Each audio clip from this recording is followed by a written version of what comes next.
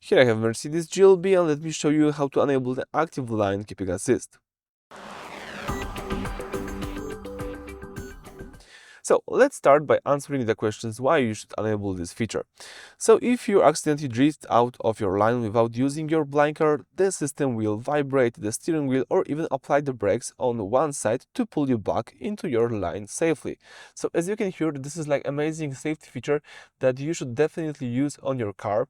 And if you would like to do it, all you need to do is use the home screen. Here you need to swipe a few times to the last page to find the settings. The settings are with the car icon, so let's just tap settings. Here you've got a few tabs that you can use, but let's use the first one, which is assistance. Then choose the second one, which is collision avoidance. As you can see here, you've got a few collision avoidance that you can use, and one of them is active line keeping assist. If you use this switcher, you can disable the line assist. As you can see right now, you've got this line in gray color, but if you tap it again, by using this switcher, you will enable the active line keeping assist. What's more, you can also use the settings near to this feature. Let me tap it. And here you've got, for example, the level of active line keeping assist. It could be early, medium, or late. Let me keep medium. You can also read here instructions.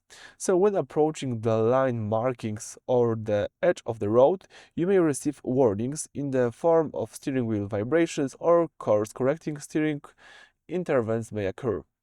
When advanced support is activated, course-correcting steering interventions are made even for broken line markings. So if you would like to use it also with broken line markings, let's use this switcher to advanced support. And now your line keeping assist will also be used in broken line markings. So that's it for this video. Thank you for watching. Please subscribe to our channel and leave thumbs up.